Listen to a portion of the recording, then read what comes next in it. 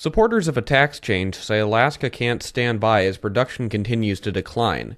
They see lowering taxes as a way to boost production, but critics say it's a dangerous gamble and amounts to a giveaway of Alaska's oil wealth. So-called Stop the Giveaway rallies were planned in a number of communities Thursday, including a large one at the state capitol building in Juneau. Democratic legislators addressed the sign-waving crowd there and tore up a large fake check to the oil companies. In Homer, opponents of the bill gathered on Bishop's Beach to express their opinions and take a stand against passage of SB 21.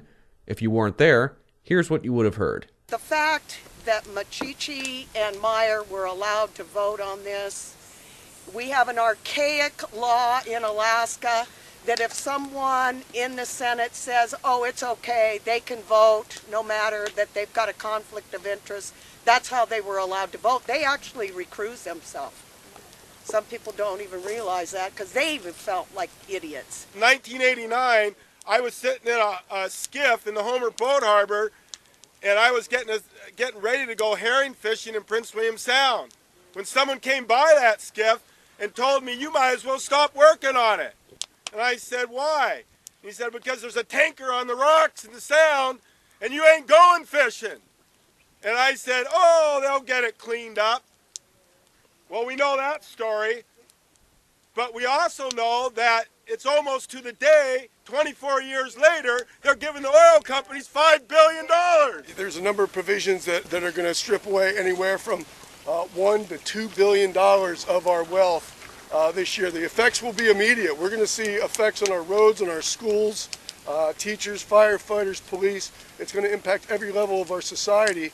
Unfortunately, as a state, we've tied our economic cart to the oil wagon, and the oil companies are very smart and strategic, and they've captured our legislators, and they're using that process to steal our wealth. While many others at the rally were just as fired up and passionate, some opted instead to look for a silver lining. This has gone through House Resources Committee. It has not passed the full House. At that point, it's got it through the Conference Committee, and the final bill that passes out is still up in the air. There's still a chance to change this legislation. And all it takes is a group of people like this to get started on it and have more than 3 people show up at the LIO, flood that LIO. So this is not a done deal, people. The Alaska Senate passed Senate Bill 21 March 20th by a narrow 11-9 vote, sending the bill to the House for further tweaking, debate, and testimony. The House Resources Committee took a closer look at the bill and held public hearings on it this week before advancing it Thursday. You can view the committee hearings online at the website 360north.org, and to see photos of the Homer rally, visit KBBI's Facebook page.